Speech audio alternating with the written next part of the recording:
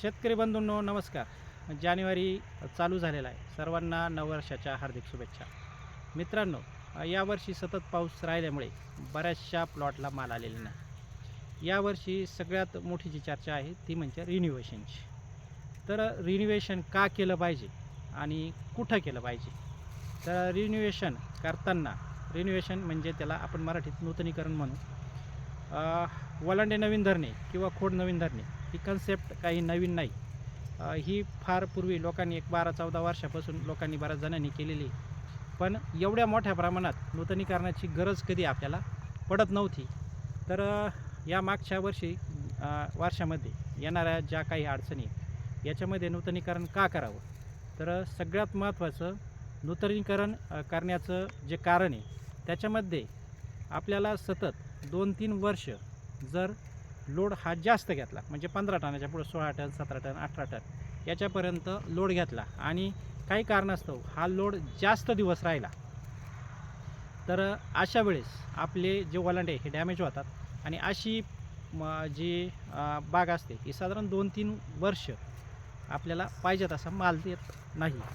आणि मग आपल्याला अशा वेळेस जे माल आपल्याला भेटत नाही, मग अशा वेळेस आपल्याला वलांडे नूतनीकरण करणे गरजेचं ठरलं.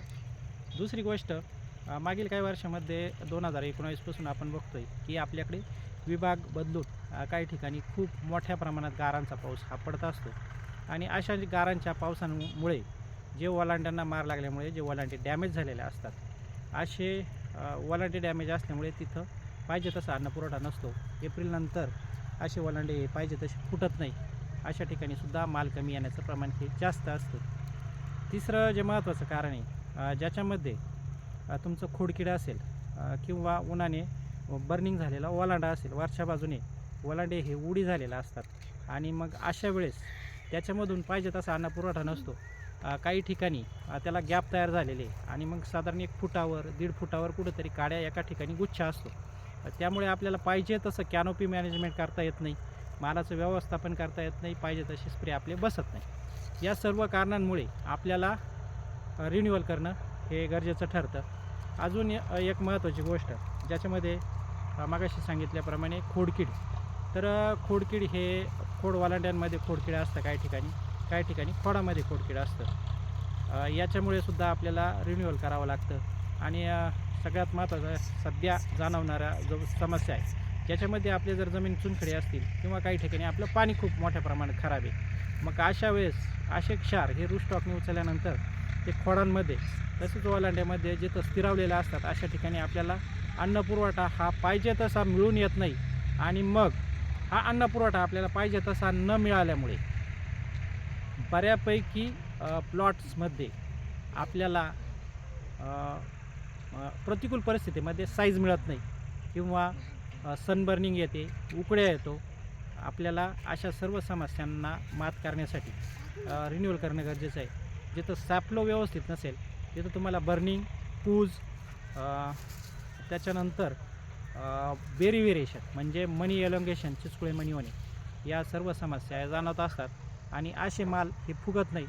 मग अशा सर्व समस्यांना आपल्याला प्लॉट काढायचा नसेल, ती प्लॉट तुमची दरवर्षी चांगला माल देत असेल, ती व्हरायटी तुमची सुंदर असेल आणि लगेच तुमच्याकडं एवढं भांडवल नाही की तुम्ही लगेच स्ट्रक्चर चेंज करून आणि तो प्लॉट काढून नवीन पिकाकडे जाल किंवा नवीन व्हरायटीकडे जाल, तर अशा वेळेस आपल्याला आहे तोच प्लॉट उत्पन्नाला गॅप न देता, म्हणजे आता रिन्युअल केला तुम्ही जानेवारीमध्ये, तर तुम्हाला लगेच पुढच्या वर्षी चांगलं उत्पादन घेता येईल. अशा पद्धतीने आपल्याला रिन्युअल करता येईल.